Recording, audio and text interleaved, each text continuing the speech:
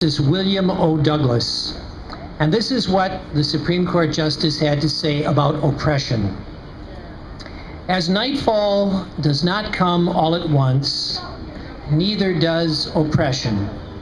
In both instances, there's a twilight where everything remains seemingly unchanged, and it is in such twilight that we must be aware of change in the air, however slight, lest we become unwitting victims of the darkness. And I think that's a tremendously important thing for us to keep in mind, that sometimes imperceptibly there can be a sea change in a country, in a culture, in a society. And when I think of my youth, when I think of the world I grew up in the United States, and when I think of our culture and society today, I see many wonderful and good changes, but I also see many, many troubling things that are overcoming us, or appear to be overcoming us. And that leads me to another quote from a great American, and that is Thomas Jefferson, because he said, "The price of freedom is eternal vigilance." And that is why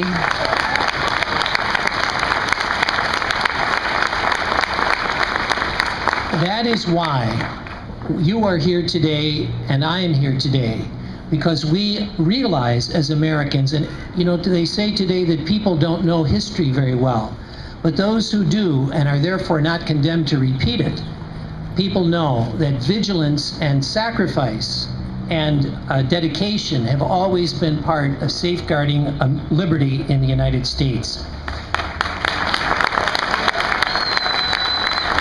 So I am very grateful for this peaceful, nonpartisan, family-friendly, and prayerful rally. And I thank not only Roman Catholics who are here, but I thank those of other churches. For example, Father from the Orthodox Church, and many others, I'm sure, who understand very clearly that this is not just a Catholic issue. It's about vigilance for freedom in the United States.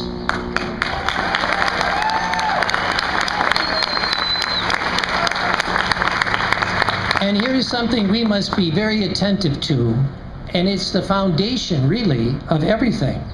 Our U.S. constitutional right is not a privilege arbitrarily granted by the government, or as a mere exemption from an all-encompassing extreme form of secularism. In our country, religious freedom does not depend on the benevolence of who is regulating us, nor is it for the government to decide which of our ministries is religious enough to warrant religious freedom protection.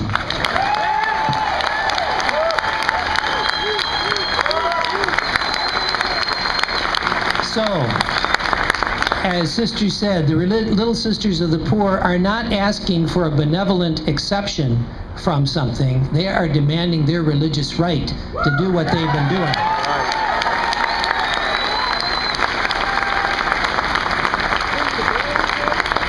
The current HHS mandate is an unwarranted government definition of religion, which, if it is allowed to stand, will spread through federal law, weakening the healthy tradition of generous respect for religious freedom and diversity. It's not for the government to tell us what we are and what our ministries are as a church.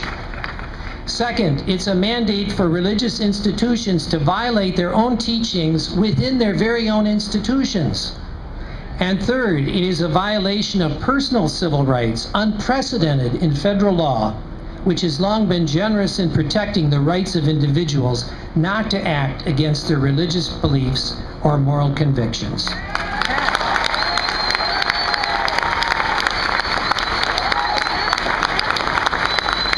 But there's something else. I also think it's very, very important to say what this debate is not about, because it baffles the mind to see how people try to make it into something that it is not.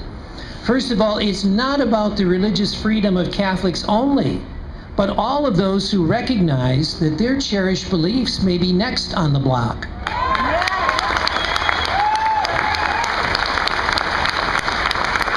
Even commentators in the media who don't have any particular connection with or perhaps even sympathy with the church have recognized that every voluntary organization in the United States better take note.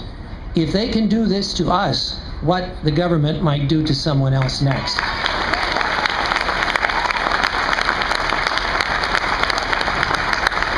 And the mandate is not about access to contraception, as has been noted by our previous speakers.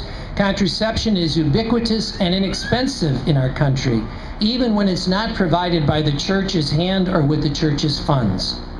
And it's not about the Catholic bishops somehow trying to ban contraception. The U.S. Supreme Court took that issue off the table 2 generations ago.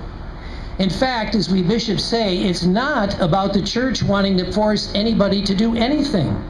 Instead, it's about the federal government trying to force the church to act against church teachings.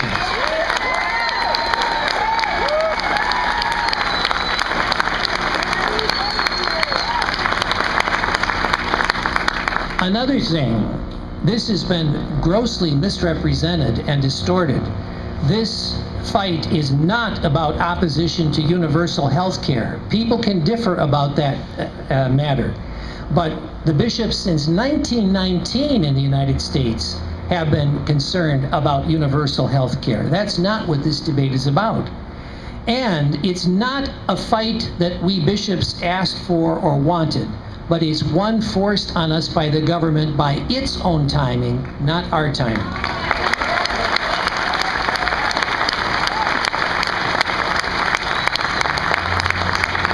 And finally, this is very important to say too, this is not a Republican or Democratic issue. It's not a conservative or liberal issue. It is an American issue about our freedom and about our Constitution.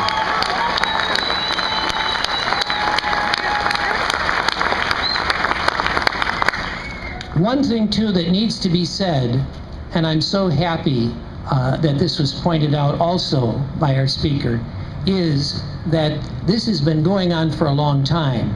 We are now at the point where the mandate really makes clear what's been going on and takes it to a whole new level. But I could give you many examples, but just consider these. The California Department of Managed Health Care has insisted that Catholic health care systems in the state may not provide health coverage to their employees unless they include abortion. When the systems invoked federal conscience laws forbidding such coercion, state officials basically laughed and said those laws would never be enforced against them. That's the kind of thing that's going on in our country. Consider another example. 12 nurses have sued a state-run medical center in New Jersey that tried to force them to assist in abortions against their moral and religious convictions. The hospital replied that the nurses don't even have the right to sue in court because federal conscience laws on abortion don't explicitly give them that right. And I could go on and on about what's going on in our country that's very frightening when it comes to an erosion of religious liberty. And that is why we need things like the Respect for Rights of Conscience Act in Congress. That's why we bishops have been asking for everyone to please let your representatives know to do everything you can to work for that kind of legislation.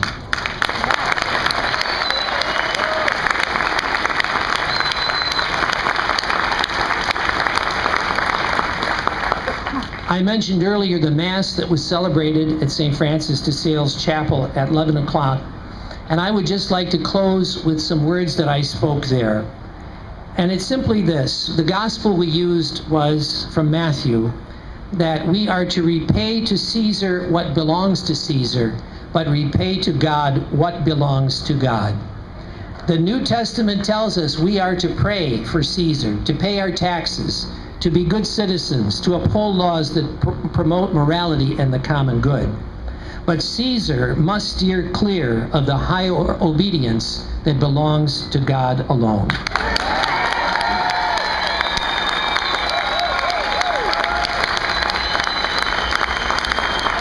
My brothers and sisters, Caesars come and go, nations rise and fall, societies wax and wane, But what belongs to God cannot be taken away.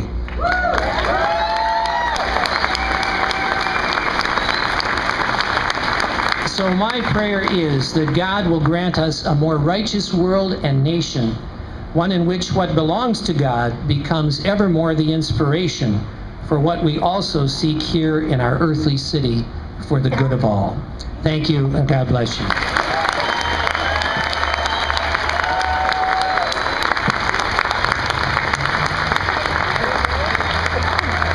Thank you, Bishop. We're going to change batteries in the mic. Just give us 1 second.